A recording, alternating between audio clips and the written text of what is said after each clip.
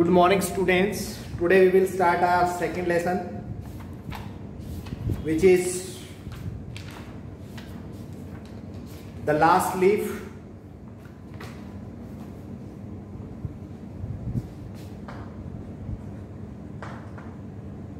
The last leaf.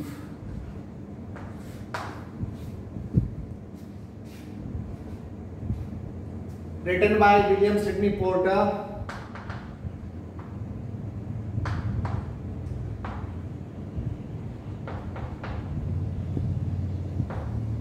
William Sydney porter, जिनका birth हुआ था 1862 और डेथ हुई थी 1910 में, was born in 1862 and was died in 1910. This William Sidney is popularly known as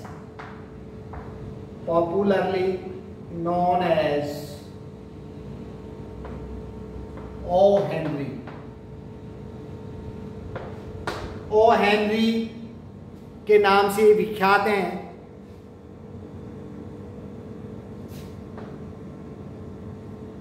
He was an American short story writer.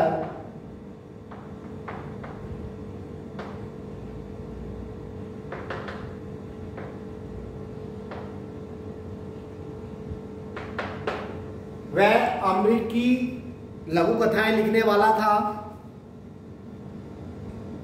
He was an American short story writer.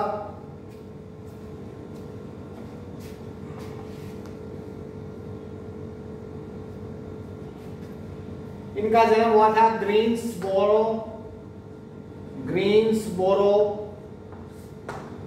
is a place in North Carolina. इनका जन्म हुआ था Greensboro 1862 में, और ये जगह है north Carolina में। नॉर्थ कैरोलिना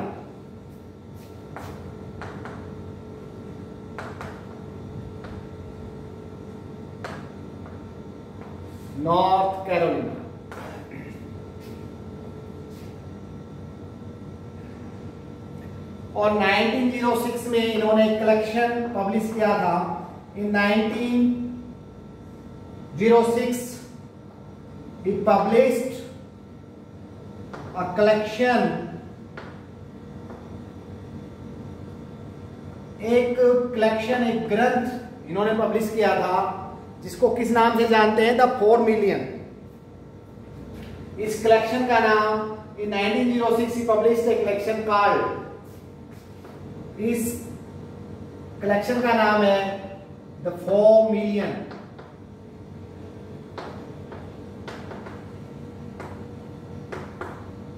द 4 मिलियन इस कलेक्शन का नाम है, जो उन्होंने 1906 में पब्लिश किया था। इट इंक्लूडेड, इसके अंदर देखिए 4 मिलियन में कौन कौन सी बुक्स, कौन कौन से वर्क्स उसके सम्मिलित हैं। Which works are included in this? The gift of the Magi, पहला है आपका the gift of the Maggi.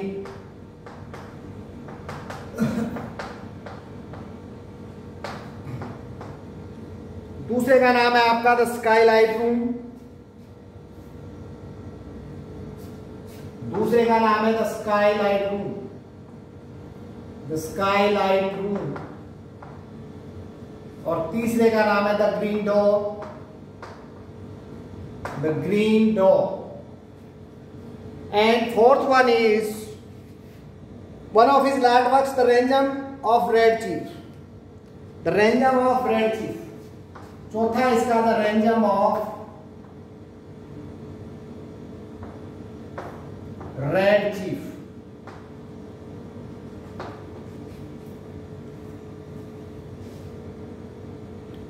तो इस प्रकार से इस द 4 मिलियन में 4 वर्क्स उसके हैं। फर्स्ट है the gift of Magi, the skylight room, the green dog, the ransom of Red Chief. चौथा इसका है is perhaps his best known story। और जो चौथे वाला है the ransom of Red chief, ये उसकी सबसे विख्यात, सबसे प्रसिद्ध कहानी है। is perhaps his best known story।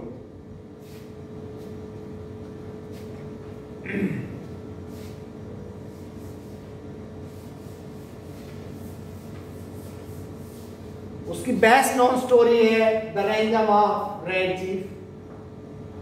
Best non story जो पब्लिश हुई है, जिनका पता है, जिनका पता ही नहीं है उनकी बात अलग है, लेकिन जिन स्टोरीज का पता है, जो नॉन है, जो विज्ञात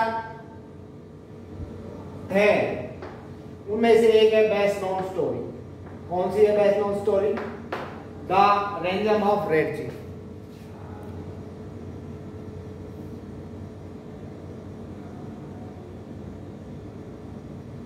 His works reflected his wide range of experience. उसके सभी क्रिएशंस में, उसकी सभी राइटिंग्स में, मतलब जो जो उसने लिखा है उसमें क्या एक्सप्रेस होता है? His wide experience. उसका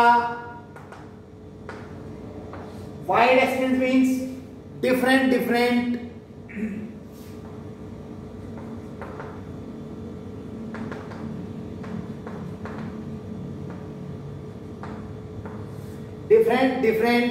क्षेत्रों का जो उसका अनुभव है वो रिफ्लेक्ट होता है। एंड इट इज डिस्टिंक्टिव क्या होता है? Unique. Distinctive, unique means which is not found anywhere else. अद्वितीय, अद्भुत।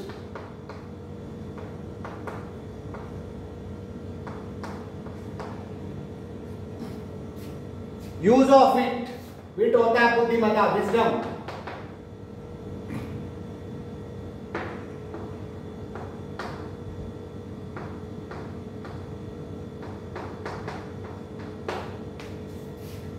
Clever word play and unexpected twist endings. Clever word play,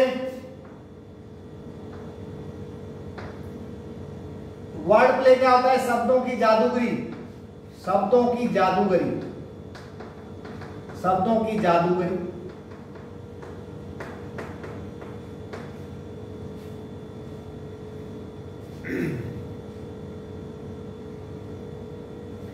and twisted ending, unexpected,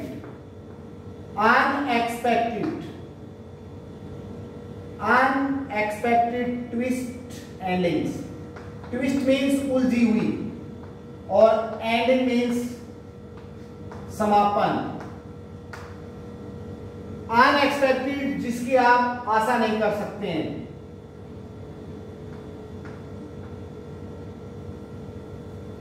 जिसकी आप आशा नहीं कर सकते।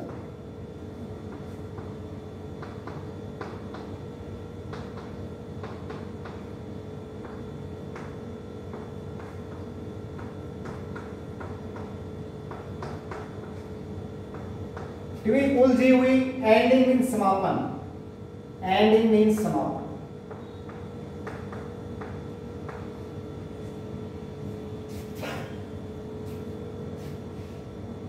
उसके जितने भी राइटिंग्स हैं, जितनी भी क्रिएशन है, जो भी उसने लिखा है, उसके अंदर रिफ्लेक्ट होता है। क्या रिफ्लेक्ट होता है? उसके अंदर दिखाई देता है, उसमें नजर आता है क्या? Wide experience. उसका भिन्न भिन्न क्षेत्रों का, भिन्न भिन्न लोगों का, भिन्न भिन्न स्थितियों का जो एक्सपीरियंस है, जो अनुभव है, अलग अलग जगह का, अलग अलग परिस्थितियों का, अलग अलग सिचुएशंस का, वो, और उसमें डिस्टिंक्ट एक उसकी अद्भुत बुद्धिमत्ता और शब्दों के साथ बड़ी चतुराई से खेलना और अनएक्सपेक्टेड ट्विस्ट एंडिंग्स के लिए जानी जाती है उसकी रचनाएं। उसकी रचनाएं अनएक्सपेक्टेड मीन्स ऐसा सोचता ही नहीं है रीडर कि इस कहानी का एंड इस प्रकार से हो जाएगा, इतना उलझा हुआ हो जाएगा, जिसकी आप आशा नहीं करते हैं। इस प्रकार का एंडिंग उसकी रचनाओं में मिलता है देखने को। तो ये अपन अब कहानी पे आ जाते हैं। स्टोरी अपनी क्या है?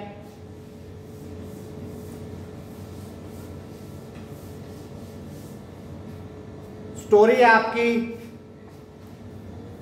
द लास्ट लीफ, चैप्टर 2 है ये, क्लास 8 में। अभी तक मैंने आपको राइटर के बारे में बताया। In a little district was west of Washington Square, the streets have run crazy and broken themselves into small strips called places. अभी आपको एक इमेज दे रहा है, एक जगह का, एक लोकेशन को बता रहा है, इज एक्सप्लेनिंग कि किस प्रकार की जगह का चुनाव किया गया है, which location the story starts.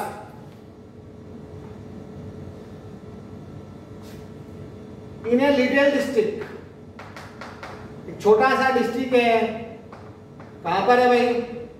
Waste of Washington, in the west of Washington. Washington आपको पता है क्या है? वॉशिंगटन अमेरिका का शहर है, यूएसए का, और गाने भी अमेरिकन राइटर आपको पता है, लिखने वाला है। Of Washington square the streets have run crazy.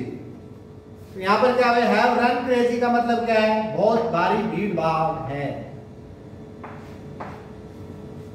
Streets have run crazy, streets में बहुत भारी भीड़ भाड़ है। Very crowdy, the streets are very crowdy.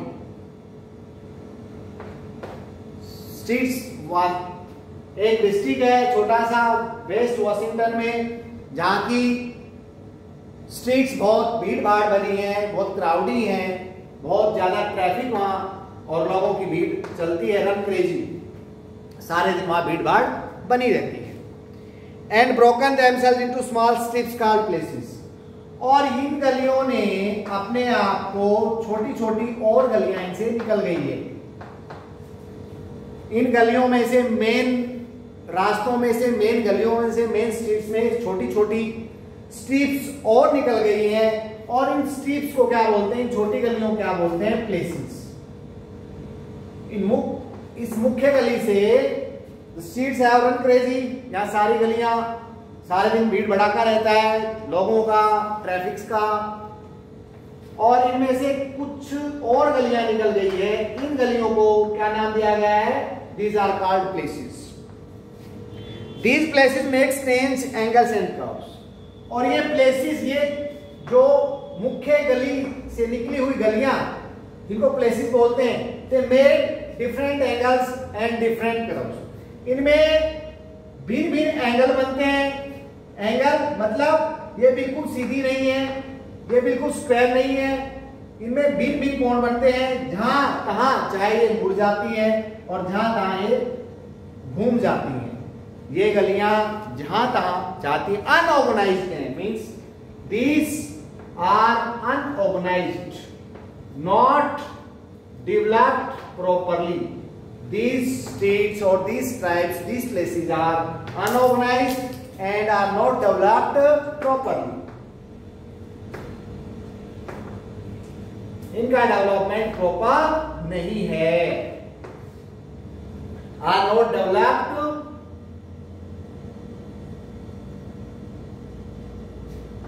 properly.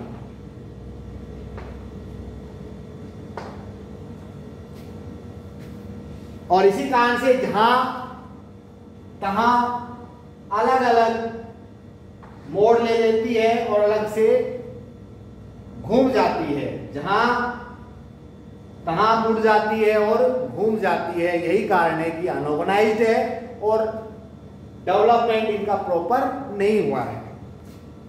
One street crosses itself A time और टू। एक ही गली, एक ही प्लेस, एक ही स्ट्रीट जो मुख्य गली से निकलता हुआ है, वो एक बार या दो बार अपने आप को ही क्रॉस कर देती है। वही गली एक दो बार अपने आप को ही काट देती है। उसी गली में से एक दो बार और गलियां निकल जाती हैं एक ही गली से। An artist once discovered a valuable possibility in the street। और एक आर्टिस्ट ने एक बार ऐसा सोचा कि इन गलियों में, इन पैलेसेस में, जो जहां तहां घूम जाते हैं, मुड़ जाते हैं और जो अनऑर्गेनाइज्ड हैं, नॉट डेवलप्ड प्रॉपरली, इसमें उसको एक बहुत ही अमूल्य, वैल्यूबल पॉसिबिलिटी नजर आई। एक कलाकार को इन प्लेसेस में, इन गलियों में अवसर दिखाई दिया कि यहां से वह बहुत अच्छी पेंटिंग कर सकती है।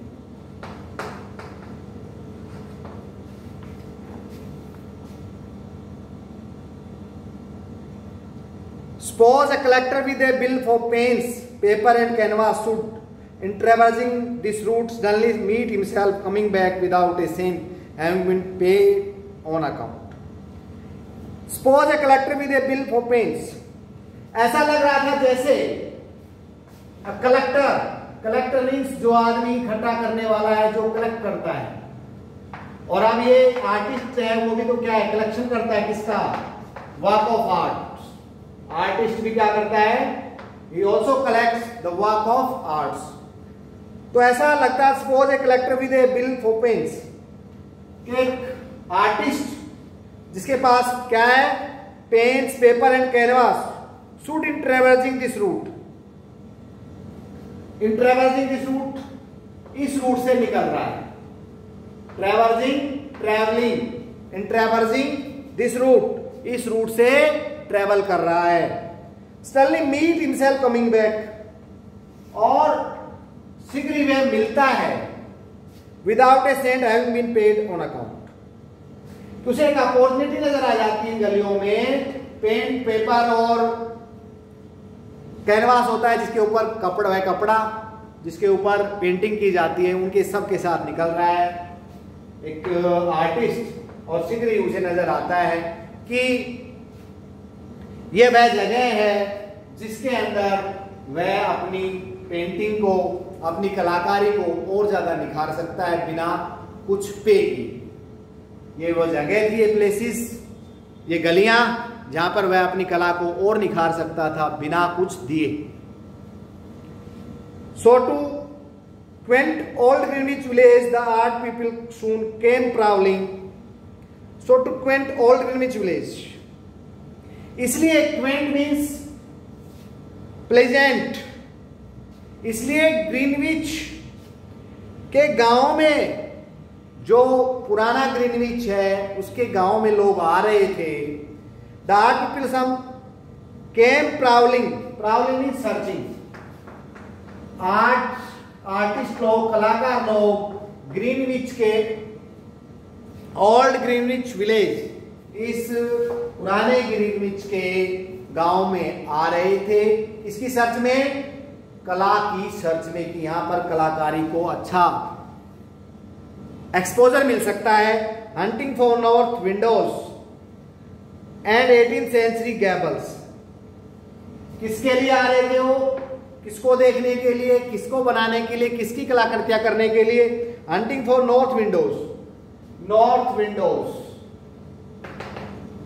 उत्तरी दिशा में लगी हुई विंडोज की कलाकृतियां करने के लिए।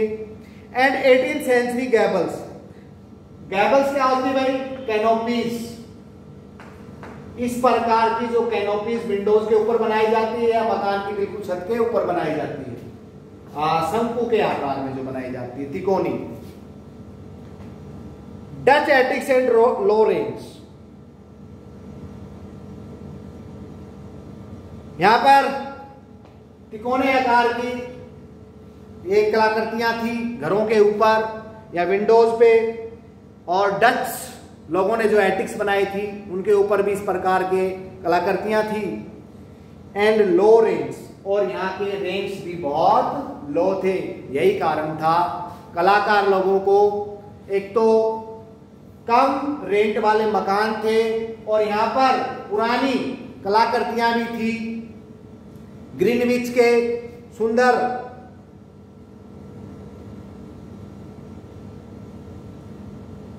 गैबल्स भी बने हुए थे लोगों के घरों पर, विंडोज पर, और दूसरी बात यहाँ पर कम किराए के मकान थे।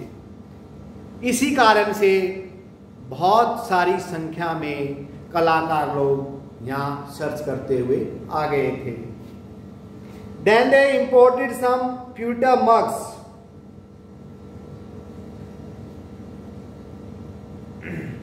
pewter क्या होता है, टीन और कॉपर से बना हुआ मग, टीन और कॉपर की अलॉय से। टीन और कॉपर जो दोनों धातुएं हैं, दोनों मेटल्स हैं, इनसे बने हुए mug. Then they imported some pewter mugs, फिर उन्होंने क्या इंपोर्ट कर लिया भाई, क्या खरीद लिए, कुछ टीन और कॉपर से बने हुए मग्स खरीदे। अ सैपिंग डिश और 2 from 6th Avenue and became a colony, और फिर वो कुछ क्या खरीद के लेके आ गए, डिश और 2 सैपिंग, पुरानी डिश खरीद ली। 6th एवेन्यू एक स्ट्रीट का नाम है, एक बाजार का नाम है, 6th एवेन्यू एक बाजार का नाम है। 6th एवेन्यू से कुछ पुराने डिशेस खरीद लिए जिनके अंदर खाना खाया जाता है। एंड बिकेम ए कॉलोनी, और वहां पर बस गए, एक कॉलोनी बना दी। सो आज के लिए आप इतना ही पढ़ेंगे। Okay, thank you.